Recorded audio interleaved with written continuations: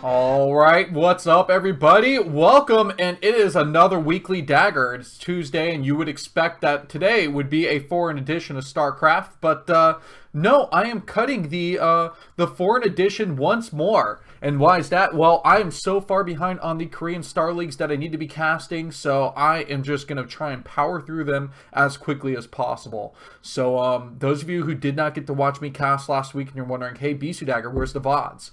Let me tell you, the worst possible things happened to me in terms of my travel.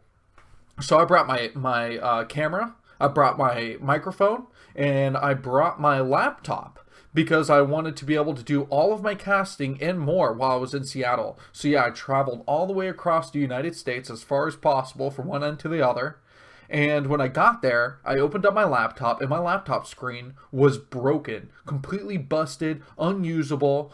Thank God my laptop at least works, because that's what I'm using to feel this extra screen here that I have in front of me. So that's what I'm making work right now. But not only did they break my monitor screen on my laptop, but they also broke the tripod that hooks up to the bottom of my microphone. So the tripod's wobbly. I can't mess around with it. I have to get it in kind of like a sweet spot too. So that's broken. They broke one of my sunglasses. And you guys know that sunglasses are really important to these casts. They prevent me from just scorching my screen to death and turning it into just liquid metal in front of me. So really important there that I broke one of my sunglasses because I put it in my suitcase. Yeah, I submitted a claim. I'm gonna see what they can do. Also, those were the important things. But they broke the handle on my suitcase, the like really close up one. The pull out handle was bent, and so I had to bend that back in place. Thank God I am the Hulk, so I was able to just kind of wiggle that, finagle it, and get it working again. And also somehow they jostled it so hard that they broke one of my deodorant containers, and the deodorant got all over my pea coat. But that was only on the way back. Things broke on the way there and on the way back. What the hell? So I don't know if it's TSA alone. It could be Delta and the way they handle stuff. So, yeah.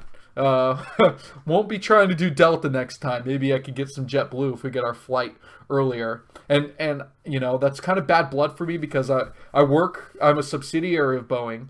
But you know what? What is it? Airbus actually gives you a little bit more knee room. So for a taller person like me, you almost want to go Airbus, which is unfortunate. All right, so that's enough of that. I have one more announcement. This is StarCraft related, though. So let me tell you guys that it is official. I have been signed on as one of the Africa Starleague casters coming up in this December. So if you guys feel like you want to take a break from Tasteless and Artosis, there will be that additional stream that will be coming from me. So you will have that up. And it is not confirmed yet, but I will have a co-caster, hopefully, along with me. Otherwise, it's just going to be me rambling for the next 2 months starting in December. But yes, I am paid again for the next Africa Star League, which is awesome because I haven't missed a major Star League cast in 4 years now. So I would really hate if I wasn't on the at least official stream network for that Star League. So we continue to rule the day. Let's go ahead and switch over to scene 1 here. Actually, let's keep this up real quick. So, Relevant, and hello, Lamada. I promise you I'm trying to get to you. Today, this week has been busier than last week somehow. Alright, so I'm going to be casting the Thrill Star League, everybody. And today's lineup, Sharp versus Rain, Shuttle versus Zero, Last versus Haya, and Hojo versus Mind. Yeah, what are you thinking? I'm going to try and cast as many games as possible tonight because we have the Thrill Star League in 9 hours from now. 9! And I'm going to try and wake up, I'm going to call into work on stream, and I'm going to say, hey, I'm coming a little late. This is StarCraft. This is mandatory. I've got to cast this. So I'm going to cast as many as I can tonight, hopefully get through them all. And then I will also cast the Thrill Star League live in 9 hours from now. So we're just going to have lots of fun. All right. Let's go into scene number 1. Sharp versus Rain. This is crazy. Rain is making it to the quarterfinals. On the Elite 8 is what I like to call them. And the fact that he is here in this place right now against Piano. Let's go ahead and start this video here as we get it going. And, you know, we've got hours of casting, so let's not slow it down too long. Oh, yeah. A flash for the win. You better check your PM on Team Liquid. I sent you a nice one over there. You always pop up on Tuesdays, by the way. Yes, I do need to stay hydrated. I got lots of water. I just chugged them out in dew, so I'm good here too. But let's get on point here. So Sharp. So when I look at Sharp and I see him matched up against Rain, I actually I try and do a handsome comparison because I almost felt like Sharp kind of looks like July. And when I think about that, it reminds me of how July, he really doesn't get a lot of respect as a pro gamer because he's not as handsome as a lot of the other players.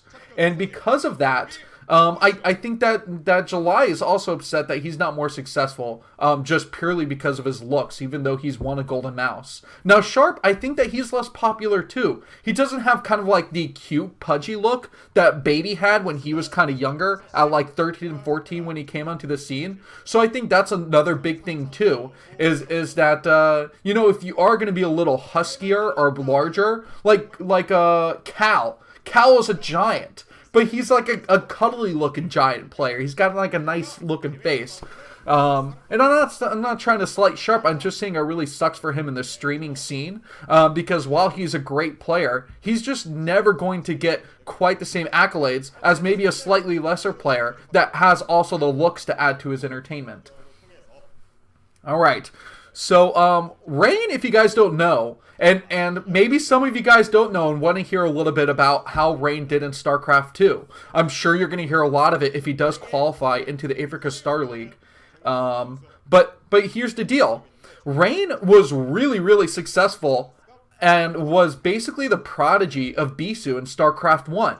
And I thought, man, this is awesome. And, you know, I thought Rain was actually going to overtake Best, and it was going to be kind of like the Bisu Rain fantasy era if StarCraft 1 continued. But no, then StarCraft 2 came in, Blizzard came in, all the scandals happened, and Kespa moved on and forced all the players to go to StarCraft 2. Rain, what a baller. He actually succeeded really well. And anybody who wanted Rain to play StarCraft 1 again was probably thinking, oh, this guy needs to fail out. You know, he needs to do poorly. Kind of how we all kind of secretly rooted for our best players to not do so well.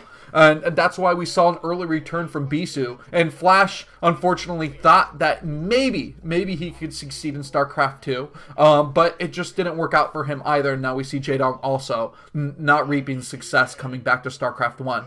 So Rain, though, he's a top 5 Protoss player. You can't argue it. With his results, he's solid. For those of you coming from StarCraft 2, you would know OGSMC, Parting, Zest, Rain, and throw in a random 5th Protoss player. So that's really the list coming from here. And so Rain has great ability, whether it's StarCraft 1 or StarCraft 2. It seems to me that he just understands builds and has a great game sense as a player, which is why he's so successful coming back here and already making it to a quarterfinals in his first Star League ever, and for the return. And so this is really good for him.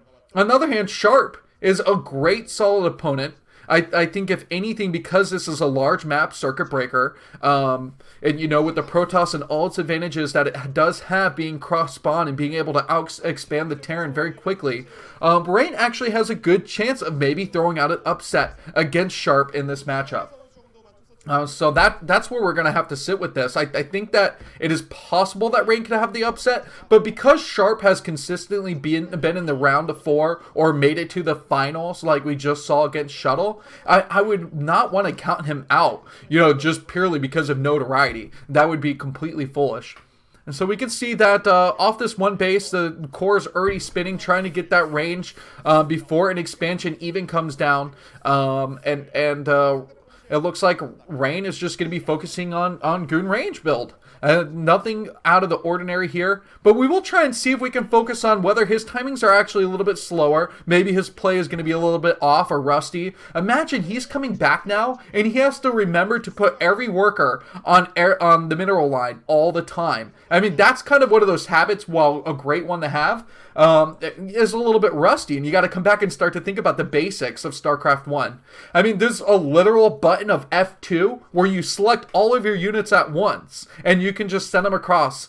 I mean, when you watch Bisu and him play so well as Protoss, and he has 7 control groups of units, and they all move so fluidly as if they're one, and, you know, that's the infamous 1A, 2A, 3A, 4A, 5A type skill that Protoss players really have to have. And a lot of people mock at, you know, that's simple for a Protoss player. But it is a talent to do it with such finesse that you see the high-level players of Shuttle, Bisu, and Movie of the likes just really dominate the scene with that huge macro play. All right, let's see here. Rain is exempt from military service. Maybe he is the future. Oh, that would be awesome. So Rain, if I'm reading this right from Lamada, is saying that he will not have to go into the military, and he won't have to have that like 2-year drop off that we're expecting from TBLS, as I like to call the Great Tablespoon. I wonder if it's, what is it, a sight thing? What does he have wrong with him? You generally have to have a pretty good handicap. Oh, he gave half his liver to his dad. That is another pretty epic story, too. So if you guys don't already like Rain because of his, like, you know, infancy as a pro gamer in StarCraft 1, this dude straight up took some time off from StarCraft and just took his liver out and said, "Here, Dad, I want you to live." You know, a lot of you assholes out there might look at your father and say, "Well, what did you do for me? You made me mow the lawn way too many times. I'm not offering up this liver." No, Rain, what a quality guy. Cut that out. He would have taken the spatula to himself if the doctors didn't say it was okay. Alright, so we see that Sharp is already on 2 bases, and he's already pumping out a decent amount of tanks here. He didn't actually bunker out at the front here, and that's just one thing to note, is that Rain hasn't been aggressive. Why go for the Goon range early on, but not send a Dragoon out of your base to try and apply pressure to the front of the natural of Sharp? That's just something that makes me feel really curious. And while there are vultures out, and he's going to try and use kind of the pylon Goon wall to block off the natural base, especially at this point, I think there was a missed opportunity for Rain to at least have some units out in the field, do some scouting, and maybe pick off a Marine or 2. Now what is he doing here? He's not really scouting this. He's not seeing that there is this move out by Sharp. So Sharp's in a great position right now. He's going to possibly catch Rain off guard. And this is going to be a nice, strong push. So right now it's all Dragoons. And I wish we could take another peek. I did read a minor comment, but I didn't have any spoilers for these matches, so I don't know who wins or not. But I did see a comment about maybe the Observer not doing the best job of showing everything on the map. Alright, so Rain doing a good job of blocking off the bridge here, but the Vultures coming in the back with the Spider Mines. Minimal damage, really. I would say only 2 Spider Mines coming down. This is a lot of aggression from both sides, and you have to really focus fire immensely here. Look at every Spider Mine going down, getting picked off so perfectly here. Man, Rain is really on top of it with his micro. So with that Observer out, he does have the robotics facility, and so he can get the shuttle out if he needs to. This is only going to depend on what kind of siege pressure will we end up seeing from Sharp as a follow-up to the Vulture Spider Mine first. So, okay, now we see that at least 1 siege tank is sitting on the bottom side of those of the double bridge here. But still, I think that Rain actually has defended this really well right now. And it's going to continue him to allow him to possibly take a 3rd base, even if he has to just kind of shy away from that bridge area. This pressure isn't going to last too much longer. This is where a shuttle with a zealot or two would be really nice. Even if it's a slow shuttle, you don't have to worry about any anti-air to take it down. So there wouldn't be any pressure there. And getting on this high ground is just going to be really tough, especially since the siege tanks have such a huge vision advantage there. And Rain doesn't want to lose his units recklessly because this is still a very volatile position. Sharp is still trying to apply some pretty good pressure here. But if you look down at the mini-map, you can see that the third base is actually starting to be taken. So command center at the mineral only. And so this is the second base that Sharp has been able to get ahead of Rain. So as good as Rain has been doing, and as much as Sharp is losing, having that quicker third command center is going to be really nice. I wonder if there's going to be a pretty quick counterattack follow-up from this with Rain, knowing that he has the army advantage here. Oh, but these vultures getting inside, this would be huge if they can get up the ramp, but they don't. A nice queue up of Dragoons is just going to be able to block those units and prevent them from getting up the ramp. And so only losing 3 probes, I think, in the process here was really good. I think, though, Rain needs to follow this up if he's not going to apply pressure right away to get a nexus at his mineral only, because he has to get that pro production up to 3 nexi at a time. And so that's going to be huge for him. Plus the influx of minerals is going to be really, really good for his economy. And I don't think he wants to risk going up to the gas expansion quite yet, which can be contested a little bit more easily at that 6 o'clock position. So we can see that Rain is taking the closer third. So the move out of units here, trying to defend this third base location. Only a few goons trying to engage these tanks at the bottom, but there's so many at the top too. So this is a two-pronged attack coming in here, and wow, Rain really has this game in the bag. It looks like he's taken out every single tank that came out to defend. I think that at least this command center at the third is going to have to be lifted, and if Sharp wants to try and win this game, he's going to start having to turtle up really hard here. Nope, it's going to be GG. Wow. What a game. Rain played that incredibly. He didn't build a single zealot. He went for just heavy amount of goons, and it just shot down everything. Those goons earlier on getting that quicker range, it just all worked out really well for him, even without him applying pressure at the natural. So I guess that's just a really Protoss safe build, and I guess we can be okay with that. It's kind of like, who is it? You know, when Zero came back onto the scene, I feel like Zero opened up with a lot of, like, Zerg safe opening builds. Not very just, like, hyper-aggressive type stuff, the same way you would expect Quanro to roll out with if he's going to play against any opponent. And I think that Flash even came back with a more you know, turtle-up mindset, play very defensive, until he got his skill up to the skill level it is right now.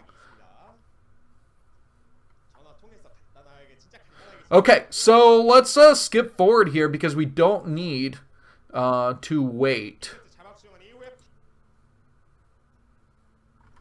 Alright, cool.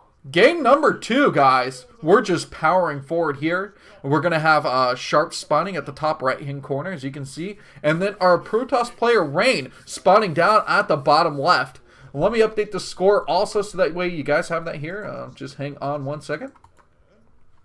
I'm assuming these are best of 3. I honestly didn't even go to like Wikipedia to spoil anything because I was just so concerned with having the results ruined. But I would imagine that these would be a best of 3.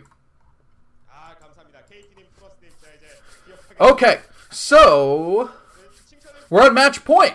Awesome. I was wondering, I was like, you know, this is the Circuit Breaker tile set, but it's skinnier and taller. Yeah, it's the match point here. Oh, look at this. Oh my god, what a baller from Rain.